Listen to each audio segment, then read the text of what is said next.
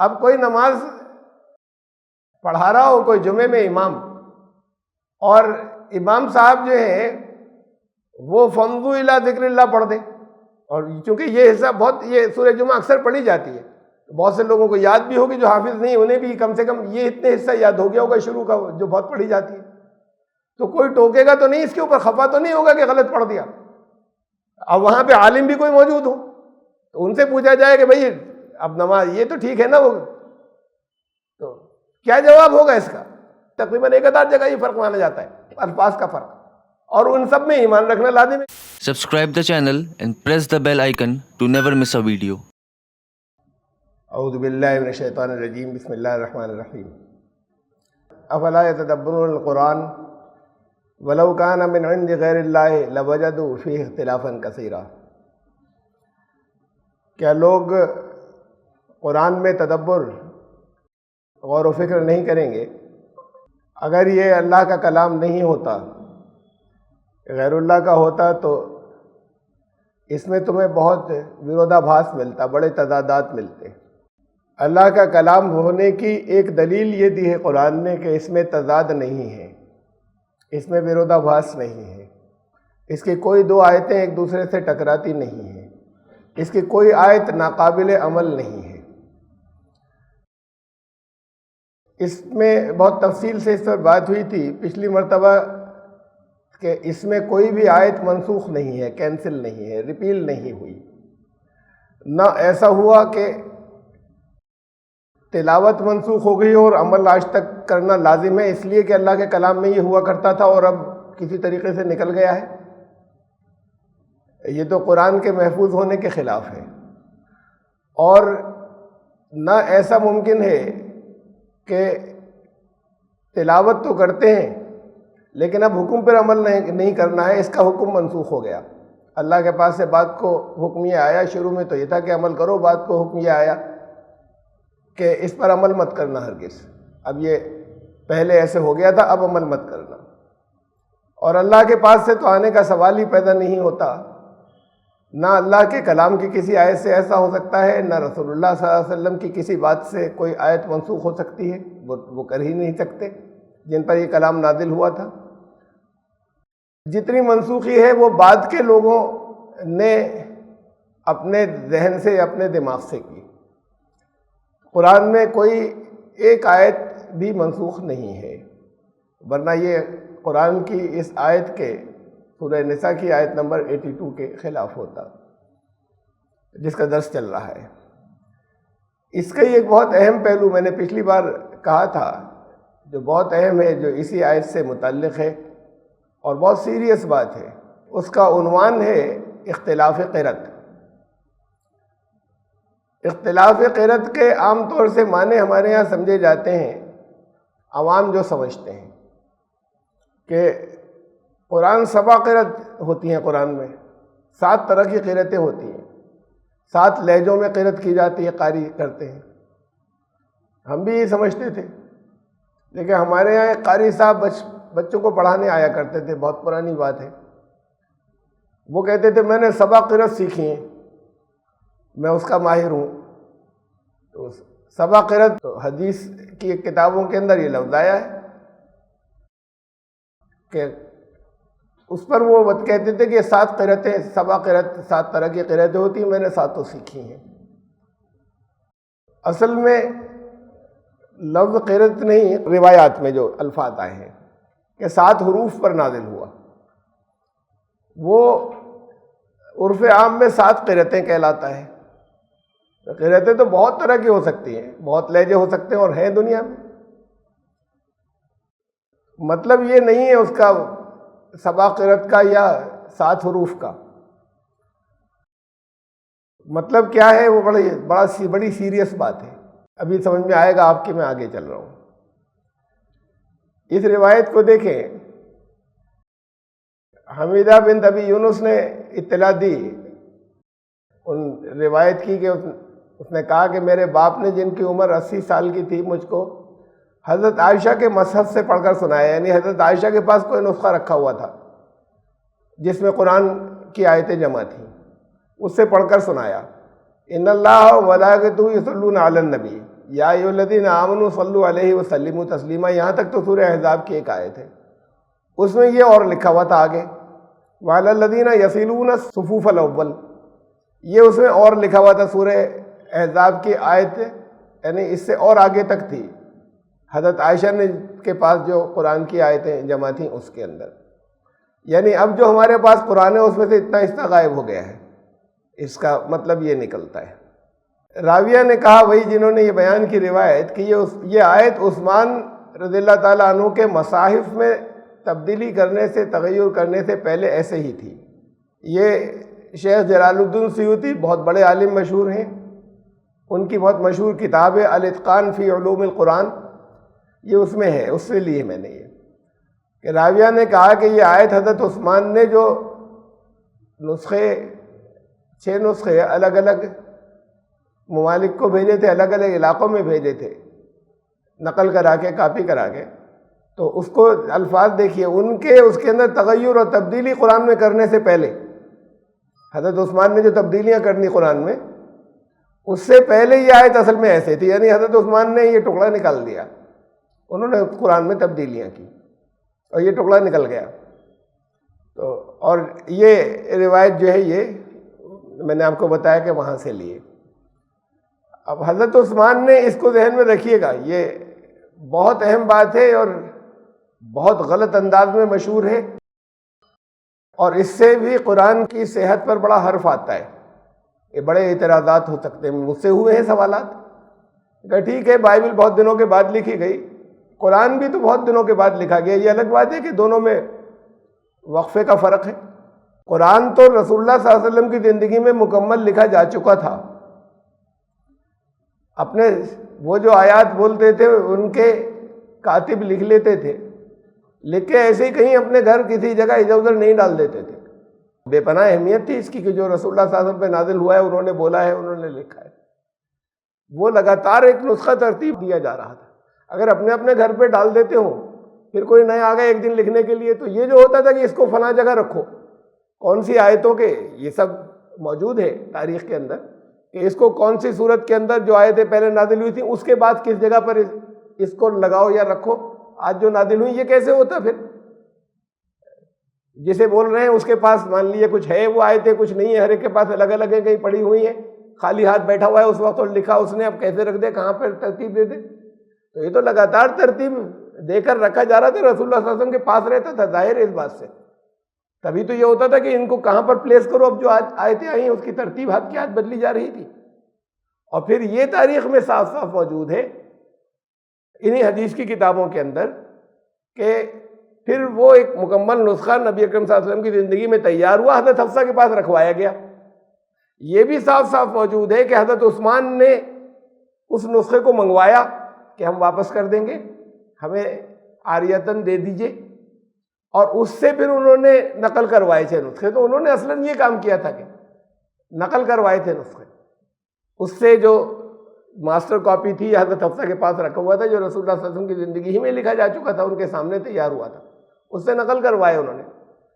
یہ الگ بات ہے کہ ان کو بھی بلاتے ہوں گے، کسی جگہ پڑھنے میں کوئی دقت آتی ہوگی، کوئی جس طریقے سے جو لکھا جاتا تھا، آپ پرانے اگر رسم الخط و تحریر کو دیکھیں تو اس میں ممکن ہے کسی جگہ کوئی دقت پڑ لکھنے والے کے، کہیں ایسا ہوتا ہے کہ ایک لکھتا ہے دوسرے کی سمجھ میں نہیں آتا کیا لکھا گیا، اس وقت کوئی اعراب نہیں ہوا کرتے تھے، یہ زبر زیر پیش نہیں لگتے تھے، تو یہ پھر حافظوں کو بلا کے پورا چیک کیا، جگہ جگہ یہ سب کیا اپنی جگہ، لیکن وہ اصلاً تو یہ نسخہ تھا جس سے انہوں نے کاپی کرائی تھی، اور پھر وہ 6 کاپیز کرائی تھی، وہ مختلف علاقوں میں بھیجی۔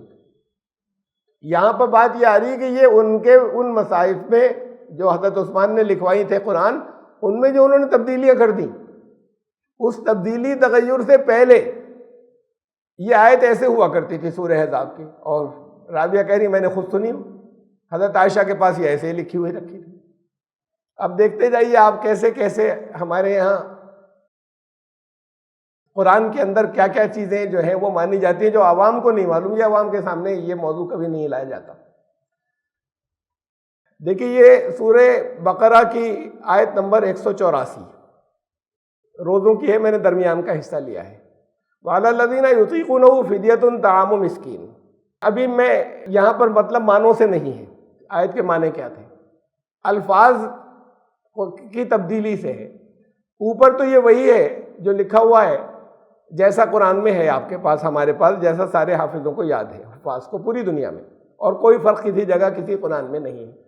یہ نیچے جو لکھا ہوا ہے یطیقونہ کے بجائے لکھا ہوا ہے یطوقونہ، تو یہ معنی یہ جاتا ہے کہ یہ بھی نازل ہوا تھا، وہ بھی نازل ہوا تھا، دونوں چیزیں نازل ہوئی تھیں رسول اللہ صلی اللہ علیہ وسلم سے، یہ دونوں الفاظ میں قرآن نازل ہوا تھا۔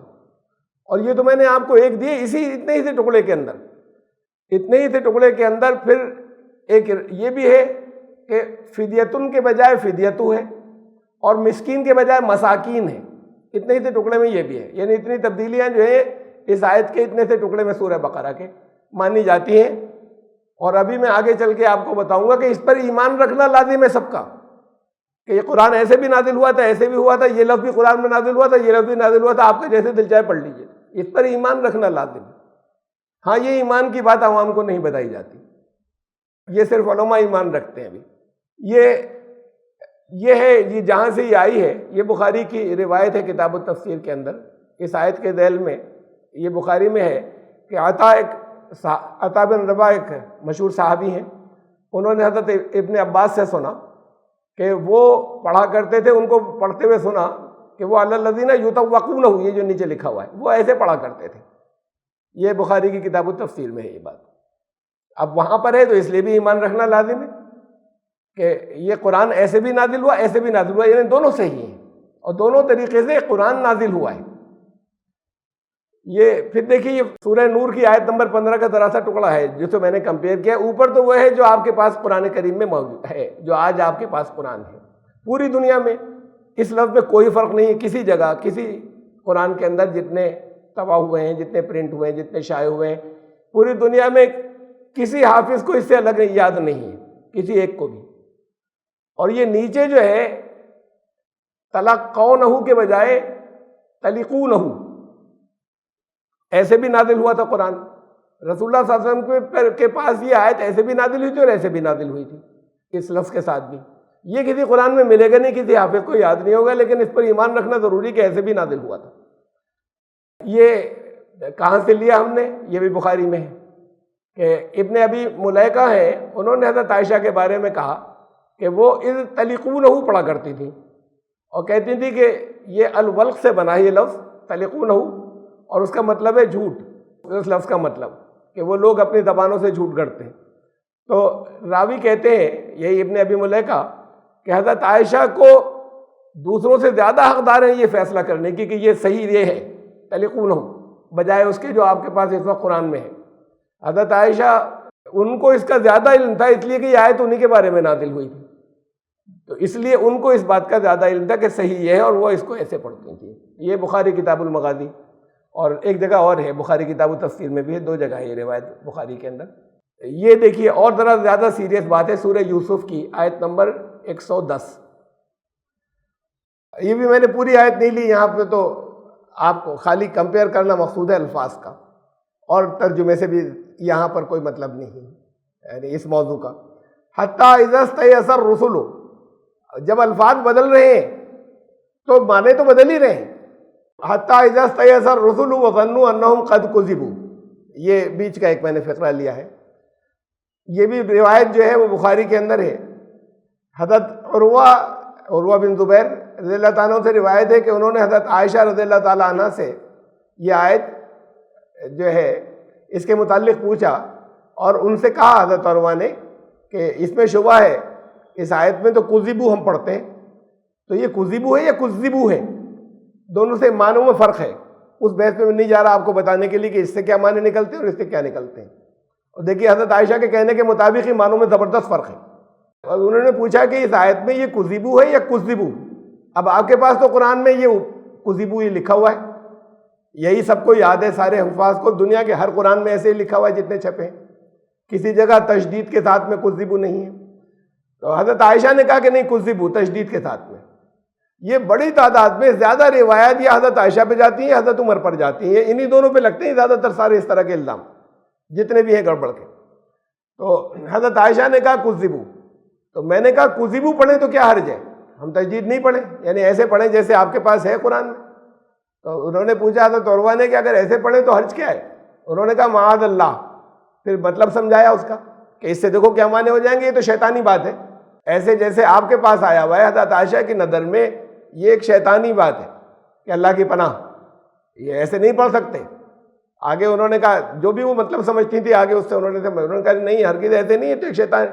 تو اب آپ کے پاس کم از کم اگر یہ بخاری کی یہ روایت درست ہے اور اس پہ بھی ایمان لانا لازم ہے، ایمان لانا لازم ہے، صرف اس بخاری میں آ جانے کی وجہ سے نہیں، یہ جتنی بھی چیزیں جتنے آئی ہیں کہ قرآن کے اندر یہ الگ الگ طریقوں سے الگ الگ الفاظ کے ساتھ، یہ بھی نازل ہوا تھا یہ بھی نازل ہوا تھا، یہ دونوں چیزیں نازل ہوئی تھیں۔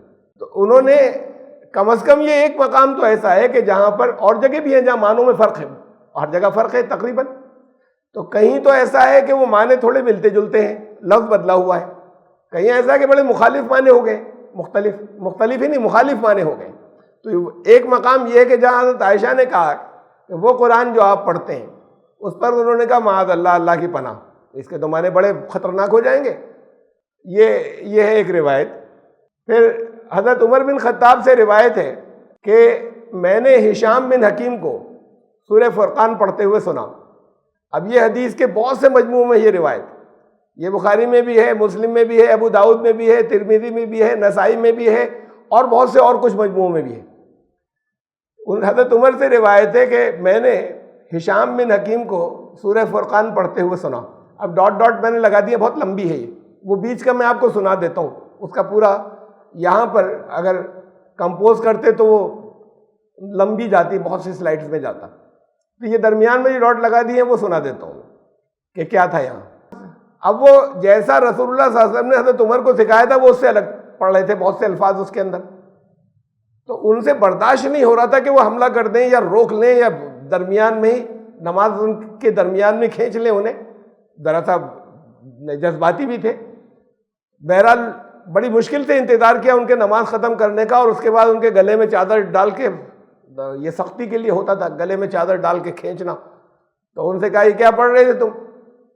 تو انہوں نے کہا کہ اللہ کے رسول صلی اللہ علیہ وسلم نے مجھے ایسے ہی سکھایا ہے۔ تو ان کو ویسے ہی گلے میں چادر ڈال کے کھینچتے ہوئے، گردن میں ڈالے ہوئے کھینچتے ہوئے رسول اللہ صلی اللہ علیہ وسلم کے پاس لے گئے، اور ان سے جا کے کہا ان کے اوپر غصہ ہوتے ہوئے کہ یہ دیکھیے جیسے آپ نے مجھے قرآن سنایا اسے بالکل الگ پڑھ رہے ہیں اور کہہ رہے ہیں کہ مجھے ایسے ہی سکھایا ہے۔ اب اس کے بعد یہ پھر آ رہا ہے، یہ ڈاٹس والا حصہ یہ تھا بیچ میں۔ چنانچہ نبی صلی اللہ علیہ وسلم نے فرمایا عمر انہیں چھوڑو، پھر آپ نے ہشام سے فرمایا کہ تم سناؤ، ان کا کہ انہیں چھوڑو، یہ گردن میں تم نے ڈالا ہوا ہے، اور اس کے بعد کہا سناؤ قرآن، یہ جو تم پڑھ رہے تھے سورہ فرقان۔ انہوں نے سنائی، انہوں نے اسی طرح پڑھا جس طرح میں نے انہیں پڑھتے ہوئے سنا تھا، یعنی حضرت عمر نے جیسے پڑھتے ہوئے سنا تھا پہلے ویسے پڑھ دی انہوں نے۔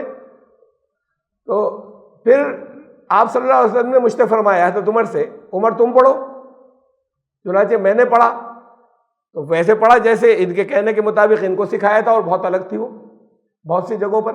تو آپ نے فرمایا ہاں اسی طرح اتری ہے، ان سے بھی کہا تھا اسی طرح اتری ہے جب حضرت ہشام سے۔ اس کے بعد آپ نے فرمایا کہ بے شک یہ قرآن 7 حروف پر اترا ہے، یہ ہے اعلیٰ 7 حروف، یہ 7 طریقے سے اترا ہے 7 حروف پر، جس طرح تمہیں آسان معلوم ہو ویسے پڑھ لیا کرو، ان میں سے جو تمہیں آسان لگے وہ پڑھ لیا کرو۔ اب اس کی طرح طرح سے یہ سب میں پھر بتا رہا ہوں، بار بار بتاتا چلا جاؤں گا، یہ سب ایمان رکھنے کی باتیں ہیں، اس لیے کہ قرآن نازل ہوا ہے، قرآن کے ہر حرف پہ ایمان لانا ہے، قرآن الگ الگ الفاظ کے ساتھ نازل ہوا ہے، اس پر بھی ایمان لانا ہے، سب پر، ان سارے الفاظ کے اوپر۔ تو انہوں نے کہا یہ 7 حروف پر اترا ہے۔ اب 7 حروف کا مطلب 7، اب یہ اس کی جو تشریحات آتی ہیں یا اس کا مطلب سمجھایا جاتا ہے وہ یہ ہے کہ الگ الگ لہجے، مطلب الگ الگ طرح سے زبانیں جیسے بدل جاتی ہیں نا، کسی چیز کو کچھ بولتے ہیں، تھوڑی سی دور پہ اسی چیز کو کچھ اور بولتے ہیں۔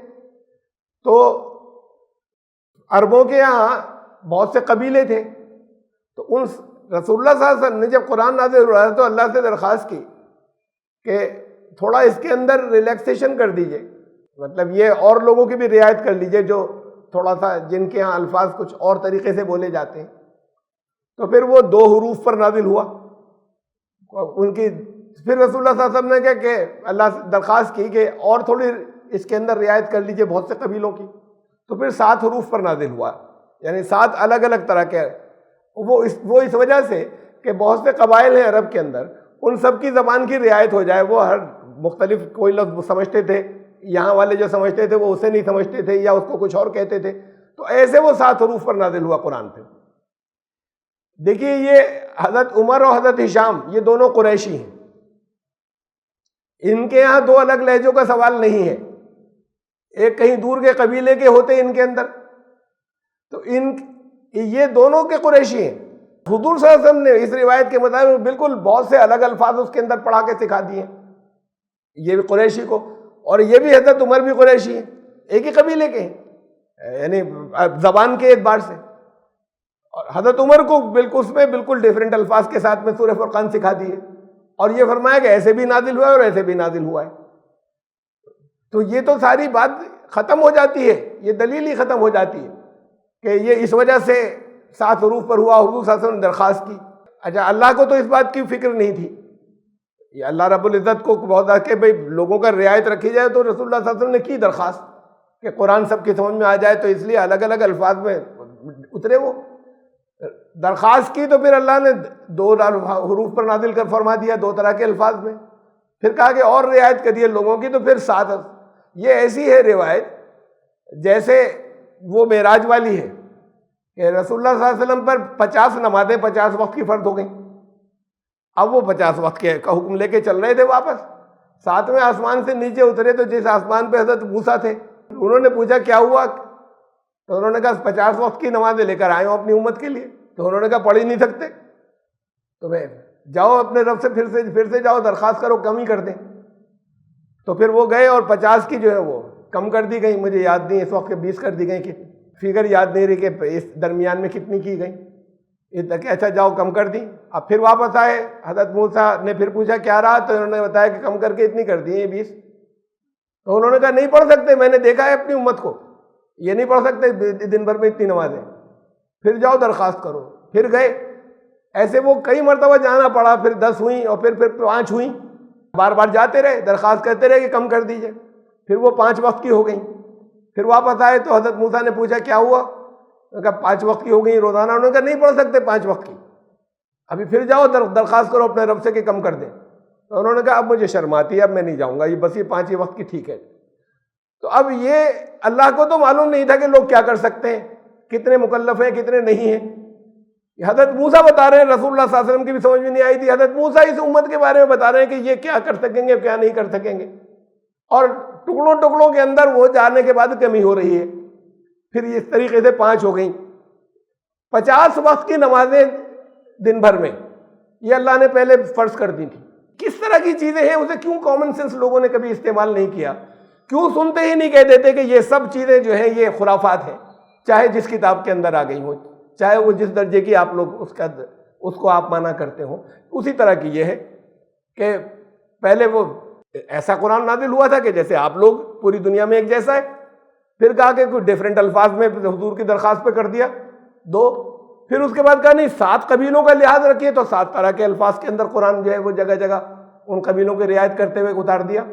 تو اب یہ بار بار درخواست کرنے پہ ان کی درخواست پر اتر رہا ہے، اللہ کی طرف سے نازل ہونے والی چیز جو اللہ کا کلام رسول کی درخواست پر، اللہ جو کچھ نازل فرمائے رسول ان کو لے کر جائیں اور اس پر عمل کروائیں، تو یہ اسی طرح کی ہے۔ اس سے دھجیاں اڑ جاتی ہیں قرآن کی صحت کی۔ انا نحن نزلنا القرآن وانا لہ لحافظون، سورہ ہجر کے اندر یہ آیت آئی، آیت نمبر 9، ہم نے اس قرآن کو نازل کیا اور اس کی ہم حفاظت فرمائیں گے۔ تو یہ کہہ رہے ہیں حفاظت فرمائی، تو یہ حفاظت تو فرمائی کہ وہ 7 محفوظ ہیں، 7 طرح کے قرآن کدھر ہے؟ دنیا میں کوئی ایک جگہ کوئی مصحف لائی ہے لکھا ہوا پرنٹڈ، کہیں ایک دوسرے سے فرق ہے؟ یہاں ہم تو یہی چیلنج کرتے ہیں لوگوں کو، آپ تو یہی چیلنج کرتے ہیں کہ دیکھو قرآن کے اندر ایک لفظ کا بھی ایک حرف کا بھی فرق نہیں ملے گا تمہیں، یہ وہی ہے، پوری دنیا میں وہی ہے، ہر حافظ کو بھی وہی یاد ہے۔ یہ کہتے ہیں اللہ نے حفاظت کی ان 7 کی بھی، کہاں کی ہے حفاظت؟ یہ ہے نا ہم سنا رہے ہیں تمہیں، یہ حفاظت ہی تو ہے کہ ہمیں سب پتہ ہے کہ یہ بھی نازل ہوا تھا اور یہ بھی نازل ہوا تھا، اور اس میں سے آپ جو دل چاہے پڑھ سکتے ہیں، اس قرآن سے ہٹا کر وہ جو یہ بتا رہے ہیں اس میں سے جو دل چاہے آپ پڑھ سکتے ہیں۔ اور یہ بھی خبردار ایسا مت کرنا کہ ایک کو دوسرے پہ فوقیت دے دو کہ آپ کہیں کہ نہیں یہی صحیح ہے، وہ ذرا سا کم درجے کا ہے، ان کا وہ بھی اللہ کی طرف سے نازل ہوا برابر کے درجے کا ہے، اس میں سے جو دل چاہے پڑھ لینا. اور یہ بھی حفاظت کی بات ہے کہ ہمارے پاس ہے اور ہم بتا رہے ہیں آپ کو.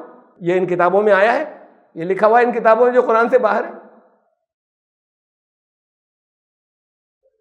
یہ شروع ہوتا ہے پہلی سورت سے یہ سلسلہ. مالک یوم الدین کے لیے کہا کہ ایسے بھی نازل ہوا تھا کہ ملک یوم الدین. اب ملک کہتے ہیں بادشاہ کو, مالک آپ جانتے ہی میننگ. دونوں کے بعض معاملات میں بادشاہ مالک سے اوپر ہو سکتا ہے کسی چیز کے, بعض معاملات میں مالک بادشاہ سے اوپر ہو سکتا ہے, لیکن معنوں میں دونوں کے فرق ہے. تو اب وہ فیصلے کے دن کا مالک ہے یا شاہ, تو ان کا ملک بھی نازل ہوا تھا, مالک بھی نازل ہوا تھا. تو دونوں آپ پڑھ سکتے ہیں اور یہ نہیں مانیں گے آپ کے. یہ دیکھیے, یہ ایک حوالہ دکھا رہا ہوں میں ایک آپ کو. ملک اور مالک اس طرح کی دوسری قرأتیں اور بھی, یہ تو ایک بتا رہے ہیں آپ کو, اس طرح کی دوسری قرأتیں, ان دونوں میں سے کسی ایک کی بھی تخصیص کرنا یعنی کسی ایک کو وشیش کر لینا, یہ زیادہ صحیح ہے. تو یہ جو ہے یہ ایسا ہے جیسے آپ باطل کا جھوٹا حکم جو لوگوں کو سکھا رہے ہیں, اسے باطل سکھا رہے ہیں, آپ حق نہیں سکھا رہے. آپ تو اگر آپ نے کہیں یہ کہہ دیا کہ اس کے اندر سے نہیں, مالک زیادہ امپورٹنٹ ہے کہنا, آپ کا دل چاہے ملک پڑھیے اور برابر کے درجہ دیجیے گا دونوں کو, یہ دونوں ایک جیسی ہیں. تو اب یہ ایمان رکھنا ضروری کہ یہ ایک جیسی ہیں. بڑی موٹی موٹی کتابیں, بڑی بحثیں, یہ سب علماء کے اندر ہیں, بہت ہیں اس کے اوپر آپس میں, بہت بڑی تعداد کے اندر, جنہوں نے کہا کہ یہ قرأت ایسے تھی, دوسرے نے کہا ایسے تھی, تیسرے نے کہا ایسے تھی. تو اور وہ سب کہتے ہیں کہ ان سب کو مان لو, یہ جتنی ہیں, جتنی بھی آ رہی ہیں. یہ سورہ فاتحہ سے سلسلہ شروع ہوتا ہے اور میرے علم کے مطابق یہ جو مختلف جگہوں پہ جو تبدیلیاں مانی گئی ہیں, قرأت جسے کہتے ہیں الگ حروف پر نازل ہونا, یہ سورہ جمعہ تک گیا ہے. مختلف آیات کے اندر تبدیلیوں کا سلسلہ, ناسخ منسوخ والا تو بہت آگے تک گیا ہے, وہ لکم دینکم ولی دین سورہ, آپ کو میں نے وہ تو پچھلی دفعہ ناسخ منسوخ کا تھا. یہ سلسلہ جو ہے وہ سورہ فاتحہ سے پہلی سورت سے سٹارٹ ہو گیا, آیت نمبر 62 تک گیا ہے, یہ سورہ جمعہ تک, تو جس میں جگہ جگہ تبدیلیاں. یہ جو سورہ فرقان تھی اس میں 75 سے زیادہ مقامات کے اوپر چینجز مانے جاتے ہیں 71 سورت کے اندر. تو پورے قرآن میں ایک لگ بھگ ایسٹیمیٹ ہے, گنے نہیں گئے, الگ الگ لوگ الگ الگ حروف کی بات کرتے ہیں, اور لوگ کا مطلب الگ الگ علماء. تو یہ تقریباً 1000 جگہ فرق مانا جاتا ہے قرآن کے ان الفاظ میں, جو آپ کو یاد ہے, جو آپ میں سے حافظوں کو یاد ہے, جو آپ کے پاس اس نسخہ قرآن کریم کے اندر موجود ہے. پوری دنیا میں کہیں ایک دوسرے سے فرق نہیں. یہ ہے حفاظت جو اللہ نے کی ہے. تم چاہے ان کتابوں میں کتنا کہتے رہو, اس میں نہیں گھسے گا, یہی پڑھا جائے گا, وہ نہیں پڑھا جائے گا. حفاظت تو یہ ہے کہ یہ سب کہنے کے باوجود کہ اس میں ایمان رکھنا, چھاپ نہیں سکتے, پڑھ نہیں سکتے. حفاظت تو یہ ہے, یہ اللہ کا وعدہ تھا تو حفاظت کی ہے. اس کے باوجود کہ وہی لوگ جو اس کے حفاظت کے سب سے بڑے ذمہ دار امت کے ہر حصے میں ہوا کرتے ہیں, عوام سے اوپر, جو اپنے آپ کو اس کا انبیاء کا, نبیوں کا وارث کہتے ہیں, وہ ایمان رکھتے ہیں کہ نہیں اس سے الگ تھا, لیکن وہ ایمان رکھتے ہوئے عوام سے نہیں کہہ سکتے کہ ایسے بھی چھاپ لو اور ایسے بھی پڑھو. یہ ہے حفاظت. چند مثالیں دکھا رہا ہوں. سورہ نمبر 25 آیت, یہ سورہ فرقان کے اندر بہت سی, جیسے میں نے آپ کو بتایا 75 سے زیادہ مقامات میں فرق مانا جاتا ہے. اس میں سے ایک یہ ہے, جیسے یہ آیت ہے لیذکروا, اس میں بیچ میں آیا جو ریڈ کر دیا میں نے, آیت نمبر 50 میں, وَلَقَدْ صَرَفْنَاهُ بَيْنَهُمْ لِيَذَّكَّرُوا, زال پہ تشدید, کاف پہ تشدید. اب اس کو پڑھا جاتا ہے, یہ میں نے اس میں نام بھی اس جگہ پہ لکھ دیے ہیں اور سب جگہ نہیں لکھے ہیں, زیادہ اسکالرلی ہو جائے گا, کہ امام حمزہ, کسائی اور ان کے خلف کا مطلب ان کے پیروی کرنے والے بات کے جتنے ہیں وہ اس کو لیذکروا پڑھتے ہیں, اور باقی دوسرے جتنے ہیں وہ ایسے ہی پڑھتے ہیں جیسے آپ قرآن میں پڑھتے ہیں, لیذکروا. لیکن اب سب کے لیے ماننا ضروری کہ یہ بھی صحیح اور وہ بھی صحیح ہے, اور آپ چاہیں تو ایسے کر لیں, اور دونوں کے معنوں میں فرق ہے. یہ 3 طرح سے اس کے اندر 3 چینجز ہیں, یعنی ایک لفظ اس کے اندر 3 طرح سے نازل ہوا ہے کہا جاتا ہے.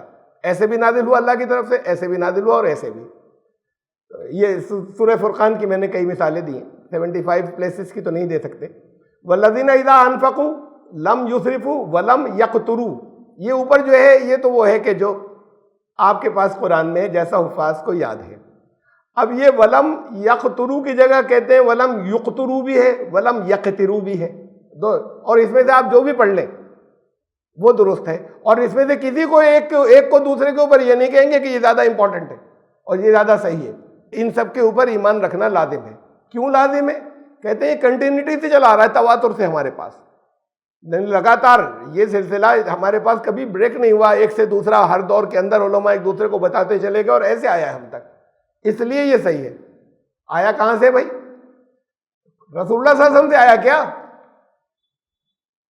یہ چین جہاں سے بھی جو شروع ہو رہی ہے، کہیں کچھ ائمہ سے، کہیں کوئی سی صحابی تک نام گیا ہے، وہاں سے یہاں تک کہہ رہے اسناد کہہ رہے ہیں، وہ یہ چین لگاتار ہے، ہوگی جن چیزوں کو آپ اسناد کہتے ہیں، لیکن کیا ان سے اوپر رسول اللہ صلی اللہ علیہ وسلم تک بھی ساری گئی ہیں؟ تو اس سے اوپر کچھ نہیں محفوظ ہے چند کے علاوہ۔ یہ وہاں سے یہاں تک جو ہے کہہ رہے ہیں تواتر سے آیا، چونکہ آپ اس کا جواب دیتے ہیں، کہتے ہیں اب چونکہ مقبول عام ہو گیا نا، سب نے قبول کر لیا امت میں، ہر دور میں ہر ایک نے، تو جو چیز قبول عام ہو جاتی ہے، ہر ایک قبول کر لیتا ہے، وہ پھر لازم ہو جاتی ہے، وہ صحیح کے درجے میں ہو جاتی ہے، چاہے جتنی وہ کمزور ہو، چاہے جتنی وہ مخدوش ہو، وہ صحیح کے درجے میں اس کو شمار کیا جاتا ہے۔ یہ مسئلہ ہے، یہ پہلے میں بیان کر چکا ہوں ابھی کچھ ہی دنوں پہلے، جب اس کی بات آئی تھی کہ لا وصیت لوارث، وارث کے لیے وصیت نہیں ہے، یہ ایک حدیث بیان کی جاتی ہے، ترمذی میں درج ہے۔ امام شافعی نے کہا کہ یہ ثابت ہی نہیں ہے، لیکن یہ ہر دور میں اس کو اہل علم نے قبول کر لیا، اس لیے اب اس کو صحیح کا درجہ دے دیا جاتا ہے، اس لیے کہ ہر دور میں ہر لوگوں نے قبول، جو چیز ثابت نہیں تھی شروع سے چلی، ہر دور میں بعد کے لوگ مانتے چلے گئے اور قبول کرتے چلے گئے، اس لیے اب یہ جو ہے یہ لازم ہو گئی، اس سے قرآن کی آیت بھی کینسل ہو جائے گی۔ یہ ہے اس کی وجہ جو بتاتے ہیں کہ کیوں ایمان رکھنا لازم ہے۔ سورہ فرقان میں تقریباً 75 کلمات میں اس نیچر کا فرق واقع ہوا ہے۔ غالباً یہ وہی اب یہ جنہوں نے جہاں سے میں نے حوالہ لیا ہے اس کو کتاب میں سے، میں نے آگے اس کا وہ دے دیا ہے حوالہ ریفرنس، تو وہ کہہ رہے ہیں غالباً یہ وہی مختلف قرأتیں ہوں گی، یہ جن کی تلاوت میں حضرت عمر بن خطاب اور حضرت ہشام بن حکیم کے درمیان ڈفرینسز بہت زیادہ اس کی شکل پیدا ہو گئی تھی نزا کی، ظاہر بات ہے وہی ہوں گی، اس لیے کہ سورہ فرقان کی تلاوت ہو رہی تھی، یہ تو اس کے اندر اس روایت میں ہے ہی۔ یہ 75 سے زیادہ جو مقامات ہیں یہ ان جگہوں پہ وہ الگ پڑھ رہے تھے، حضرت عمر کو الگ طریقے سے یاد تھی۔ یہ تمام قرأتیں یہ بھی اسی کتاب سے یہ حوالہ ہے، اور اس میں خالی کتاب سے حوالہ نہیں، اس میں انہوں نے بہت ثبوت دیے جگہ جگہ کہ یہ علماء کا اس پر ایمان ہے اور ایمان رکھنا ضروری ہے۔ یہ تمام قرأتیں تواتر کے ساتھ منقول ہوئی ہیں اور بالاتفاق قرآن کا حصہ ہیں، یہ سب قرآن کا حصہ ہیں جو ابھی آپ نے فرق سنے تھے، اور بالاتفاق سب کو اس کے اوپر یونانیمیٹی ہے، سب ایک مت ہیں اس کے اوپر کہ یہ قرآن کا حصہ ہیں وہ سب بھی۔ ان میں سے کسی ایک کا انکار قرآن کے کچھ حصے کا انکار ہے، اگر آپ انکار کر دیں کہ یہ تو ایسے غلط ہے تو وہ آپ نے قرآن کے کچھ حصے کا انکار کر دیا تو ایمان والے ہی نہیں بچے، قرآن کے کچھ حصے کا انکار کیا تو اور کہہ رہے ہیں بالاتفاق اس کے اوپر سرو سمتی ہے، یونانیمیٹی ہے کہ اگر ان میں آپ نے انکار کر دیا کہ نہیں ہم یہ کذبو غلط ہے، تو آپ کو کذبو بھی صحیح ماننا ہوگا، سورہ یوسف میں کذبو بھی صحیح ماننا ہوگا، اور اگر ایک کا بھی انکار کر دیا تو آپ نے قرآن کے کچھ حصے کا انکار کر دیا۔ البتہ قرآن تو وہ ہے جو آپ کے پاس ہے، گھر میں سے لائیے، مسجد میں سے لے آئیے، دنیا کی کسی اور جگہ سے لے آئیے، وہاں آن لائن کھول لیجئے، کسی حافظ سے سن لیجئے، الگ الگ ملکوں کے الگ الگ حافظ سے سن لیجئے، وہ آپ کو سب ایک سنائیں گے۔ اور یہ کہہ رہے نہیں، اسے بھی اگر آپ نے نہیں مانا تو آپ نے قرآن کے کچھ حصے کا انکار کر دیا تو بھی ایمان ہی جاتا رہا، قرآن کے کچھ حصے کا انکار کیا تو اسے نہیں ماننا، قرآن کے کسی کے کچھ حصے کا انکار ہے، اسے نہیں ماننا۔ یہ ایک کتاب ہے، شائع ہوئی ہے، ریاض سے شائع ہوئی ہے، وہاں شاید کلیئر بہت نہیں آ رہی ہوگی وہاں اسکرین کے اوپر، تو یہ کتاب جو ہے وہ اثر القراءۃ فی الفقہ الاسلامی، اسے لکھا ہے ڈاکٹر صبری عبد الرؤوف نے۔ اس کا مطلب یہ عربی میں ہے، 1990 میں ہوئی تھی شائع، اس کے بعد اس کا لیٹسٹ ایڈیشن 97 میں ہوا ہے شائع۔ تو اس کتاب کے اندر انہوں نے وہ ساری چیزیں اس ٹاپک پر، اس کا ٹاپک بتا رہا ہوں میں، وہ اکٹھی کی ہیں ساری، کہ اس سے فقہ میں کتنا فرق ہو گیا، وہ جو اختلاف قرأت سے، یعنی الگ الگ جب یہ لفظ صحیح مانو یا یہ صحیح مانو، اس سے فقہ میں کتنا فرق ہو گیا، مسائل الگ الگ طرح کے جب معنی بدلتے ہیں تو مسائل الگ طرح کے پھر بدل جاتے ہیں۔ تو وہ یہ کتاب پوری انہوں نے اس پر لکھی کہ دیکھیے فقہ میں الگ الگ کتنے زیادہ فرق ہو گئے، اس وجہ سے کہ یہ وہ انہوں نے سارے اکٹھے کیے ہیں اس کتاب کے اندر۔ تو یہ ہے. پھر ہم واپس اس آیت کے اوپر آ گئے. افلا یتدبرون القرآن ولو کان من عند غیر اللہ لوجدوا فیہ اختلافا کثیرا. کیا قرآن میں تدبر و غور و فکر نہیں کریں گے لوگ؟ اور اگر یہ قرآن غیر اللہ کی طرف سے ہوتا تو وہ اس میں بڑا اختلاف پاتے, بہت ڈفرینسز پاتے. وہ کہتے ہیں اختلاف کہاں ہے؟ یہ تو ماننا ضروری, یہ بھی ٹھیک, یہ بھی ٹھیک, یہ بھی ٹھیک, اختلاف ہی نہیں ہوا. تو یہ اختلاف ہوا ہی نہیں. یہ تو اختلاف تو آپ کر رہے ہیں اگر کہیں کہ نہیں قرآن ایک ہی ہے, بہت طرح کا نہیں ہے. اب یہ دھجیاں نہیں اڑ جائیں گی. اس موضوع کو کہتے ہیں یہ عوام کے مطلب کا موضوع نہیں ہے. ارے جب ایمان رکھنا ضروری ہے تو پھر عوام کو بھی بتائیے نا.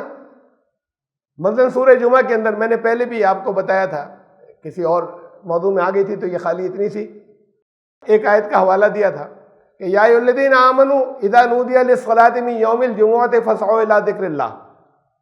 تو فاسعوا, پھر تیزی سے اللہ کے ذکر کی طرف جلدی کرو جانے کے لیے جب جمعے کی اذان کی تمہیں آواز سنائی دے.